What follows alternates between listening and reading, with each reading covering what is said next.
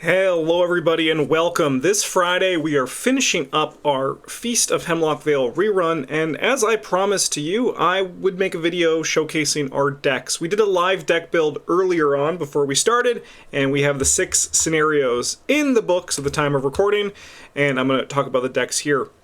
Notably, I'm going to keep the spoilers for Hemlock Vale to a minimum. I'm not going to talk about the scenarios at all. I'm going to talk about general campaign strategy, especially with my deck, because I tried to use it to my advantage with my deck as we get to it. And I'm not going to talk about in great detail about how our own playthrough is going, but I might make some allusions to it as we get things going. Alright, let's start with my deck first, which was a Butterfly Swords Lily deck. This is probably the only kind of vague spoiler we're going to have for Hemlock Vale, and it's not really a spoiler, but more of like a strategy. I thought that Butterfly Swords was going to be a good card for this campaign due to certain text on enemy cards, as well as the final scenario. I've played a Butterfly Swords Lily Chen deck before. Honestly, I've played most decks at this point in Arkham. I'm starting to, I guess, quote-unquote, run out of ideas. But I enjoy the deck. I like Lily Chen a lot. I think Lily Chen is very fun to play. And I kind of went a little bit memey in some aspects in terms of how I tried out this Flurry of Blows card, a card that I don't think is particularly good, but it's a new card from Hemlock Vale. You can see it in the top right there. It's a new card from Hemlock Vale, and I thought that it could be fun to try it out, especially in Butterfly Swords, because it's kind of nuts. So if you don't know Flurry of Blows, it's play only if you control a melee asset. It's just no cost to play Flurry of Blows. Spend an action. Fight. Choose a melee asset you control and take an immediate fight action with that asset without paying its action cost. You may repeat this effect up to 3 times. After the final attack resolves, if it is your turn, end your turn. Butterfly Sword's action ability allows you to fight a +2, and after this attack you may fight again, adding your foot to your skill value for this attack. Which means that with Flurry of Blows, for 2 actions, I get to make 4 activations of our Butterfly Swords, which means 8 attacks for 2 actions. So that means there's potential for, because Butterfly Swords exhausts, there is a potential for 9 damage over 2 actions, which is pretty good. You throw the enchant weapon on there, now we're looking at 10 damage. You throw some vicious blows, we're looking at 11 or 12 damage, and that's kind of like the theory for why I tried out Flurry of Blows. This deck was basically just adding up numbers and attacking, making my number really high and killing things without really doing anything too flashy. That's what I do, and I think this deck did that really well. I was happy with this Lily deck. I think it showed up. It handled enemies, I think, pretty good. There was the Ridden in Rock, the minecart scenario. There was a little bit of faltering there, but that's just because I think with how the scenario works, we made some mistakes in our gameplay of it, and it could have been like more. We could have handled it better, is basically what it comes down to. But like there's a lot of enemies in Hemlock Vale that need to be answered, and I think this deck did a pretty good job of answering them. If I had to make some changes, I think I probably wouldn't have run the Fang or the Holy Rosary. Those were late additions. I think also, like, in retrospect, I probably want to run the Flurry of Blows. Instead, I'd probably want to add another Galvanize, because I think that card's really good. It's basically just, like, I think a much cheaper, much better version of Flurry of Blows in this deck, and I would have had the second Stand Together 3. I'm happy with the 1-2 punch. As you see, I actually have, like, 3 kill spells. Like, if the Flurry of Blows was a 1-2 punch, for example, another level 5, I think it would have also done better. But I was happy with the deck as a whole, and most of my criticisms of it are mostly just like if the deck was more focused and less memey, so to speak. But yeah, this is a memey from my perspective. I mean, you might be looking at me and like, Justin, this deck isn't memey at all. But to me, it is a little bit. To me. But yeah, it was fun to reliable of the Butterfly Swords and just like swing like crazy. The B-Cop was nice. Yeah, it's just a nice, simple deck, and I think it did its job. Let's move on to Bryn's deck, which was Sefina Rousseau Chuck Fergus deck. The game plan for this deck was pretty simple. It was to play the Crystallizer of Dreams, play Chuck, and then use the events that Sefina uses so well over and over and over again, make them cheaper, faster, better with Chuck Fergus, and just like have a great time doing it. As you can see, Bryn was slowly leveling up his backstabs to get those more. He didn't get there near the end because, you know, Chuck Fergus is expensive, and also, like, the Bewitching cost 6. I think Bewitching did actually a pretty good job in this campaign. I think the card's pretty impressive. It is, as the community calls it, Trick to the Plan, and Stick to the Plan's really good, so there's no reason why Trick to the Plan won't be good as well. The ability to search your deck for cards, I think, is really nice as part of it, especially like if you get like Easy Mark on there. I think it's also notably really interesting in Sefina because there's always someone in the comments who brings it up that, because I always say that Sefina's mulligan isn't statistically worse, but it actually is worse because Sefina can just miss due to her ability and like play style, right? She actually sees more cards, so her mulligan is statistically better. She sees more cards in her deck, even though her deck size is bigger, but she is a bit more fragile because her ability is her mulligan, essentially. Like, yes, she has the Painted World and she can grab cards from it, but her ability is her mulligan, and then after that, you don't have anything else to kind of really carry you through it. Bryn, this is his first time playing Sefina in a while, and I think he is a great player of Sefina, and I think his Sefina deck worked really well. For reasons that I'm not going to get too much into detail until we get to Travis's deck, Bryn had to go a bit more into Cluving than I think he originally anticipated. So as you can see, he has the 2 level 3 Pilfers, and I think those came before the backstabs due to the fact that Bryn needed to start guzzling up a bit more clues than was originally anticipated from his side of things. Bryn played with Short Gamble again. I think he played with one of those when he was playing Alessandra in the last campaign we played, or Hemlock Blind Run, rather. And he was like, I forgot how much I enjoy this card, so it's cool to see that he had 2 of them here. And then he also had another little tech that I like was the 2 Daring Maneuver 2s, which allows him to make sure that he can keep his backstabs, his pilfers, his breaking and enterings in his hands, so he can loop them again and again. I think overall, though, this Sefina deck did a good show. The problems with it that vague spoilers that Hemlock Vale has some really tough tokens, symbol token modifiers that come out of its later scenarios. And I think those kind of just swallowed up Bryn's deck, and he found himself running out of steam more than he anticipated. I think if it was any other campaign, that wouldn't have happened.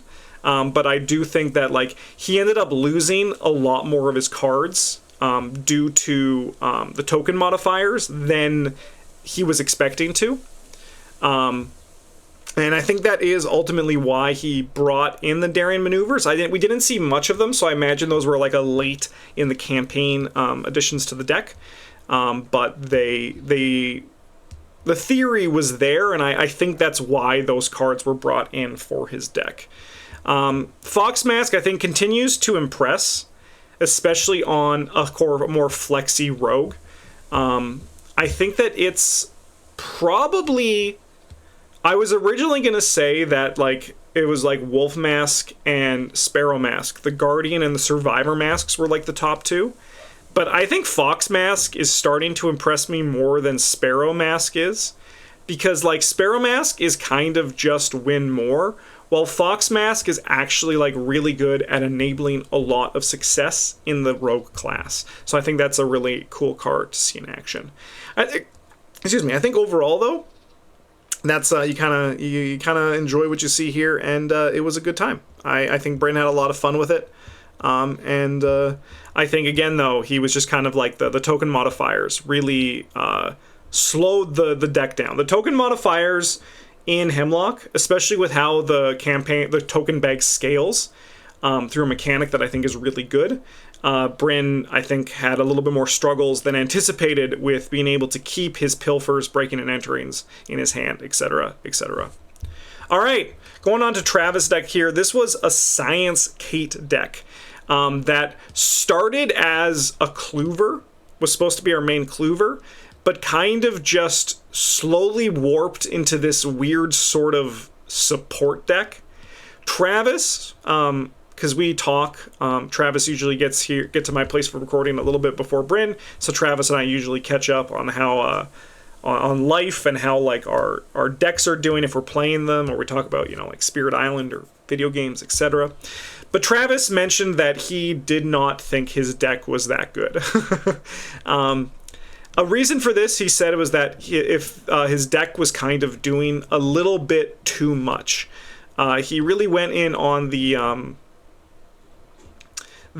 just like putting in like every science card that he could. That's why the alchemical distillation came in here, the lab coat, like the steady-handed, and like the chemistry set. But like with my experience with like steady-handed, you kind of want to be going all in on steady-handed and like the chemistry set, and like your idea is that you're looping that. And this deck kind of didn't really do that part of it. So Travis would kind of like feel that his deck wasn't really like, his deck was kind of just like playing assets, but didn't really like catch up to the tempo that he put in to play those assets to get ahead of the game afterwards. You can actually see some of that here. That's why Unearth the Ancients 2 ended up making it into the deck, because Travis was thinking like, I'm spending so much time playing assets and not getting clues. What happens if I spend some time, you know, like playing these cards and getting clues at the same time? So that's why Unearth the Ancient came here, which I think is admittedly pretty hot tech for this. Like for example, you can kind of see how it's like a little bit like there's the microscope. So like that kind of meant like Travis wanted us to spend a lot of time, you know, like evading enemies or like killing enemies first, and then he would use those to get the clues, but it never really caught up on the tempo that that went into the card to get out of it. And then like you have like the chemistry set, which is I think is a pretty good card, but you kind of have to go like all in and build around it. So like Travis would sometimes hit his steady-handed, but would never hit his chemistry set, etc., etc. He has the higher education, which was really nice because it allowed him to like pass tests. Really also good for Kate's her willpower, her brain skill, because it's only a 2. But it's one of those things that spending on higher education meant that you couldn't play the assets. If you're playing the assets, you don't have the resources, you don't have the cards in hand. So the deck was kind of a little bit, I guess, anemic, is like kind of like how I would sum it up. And how Travis, I think, would also sum it up. However, with that said, I do think that Travis, seeing how this was happening, did pivot into a support deck really well. He put a lot of experience into the alchemical distillation, which he used to better both Bryn and I. Because I want to, like, you know, I want to draw cards. Bryn wants to draw cards and gain resources. We want to heal damage and horror, so I think the shift into the alchemical distillation was really nice. Also lets him use Kate's ability to, because it's a science card, to get that stuff out of it. And then also you can see with the empirical hypothesis, he did peer review, which allowed us to help him like make it better, which was really good for my Butterfly Swords deck because I was succeeding by so much all the time. And then he often gave us the cards to get the juice out of it, which I think was really, really cool. Another notable card here that he had to kind of go into the support class was the No Stone Unturned. Level 5 ones, which allowed us to grab the cards we needed. This is really nice because what it did is allowed Bryn and I to have a bit more leeway when it came to finding our Butterfly Swords 5 and our Chuck Fergus 5. 2 5 experience cards that are very key to our game plan. So Travis being able to run those cards meant that we were able to, like, you know, make our deck more consistent because of this. So you can see why Travis kind of like turned from our main clover into our support leaning clues. And I think that was a really good transition that Travis was able to make his deck when he realized that things weren't working. There was a great moment in the campaign that I don't think I'm going to forget for some time when the script got flipped and Bryn was giving disdain to Travis for his inability to grab a few clues, which is kind of the opposite of what we normally have, which I think is pretty fun. Last thing I want to talk about is the Ravenous Myconid in this deck. There is a lot of people who say the card is broken. I don't personally agree. I think it's pretty fair for a translated card. I'd rather player cards be stronger so they could make the campaigns harder, right? With that said, the card actually performed exactly as I thought it was going to.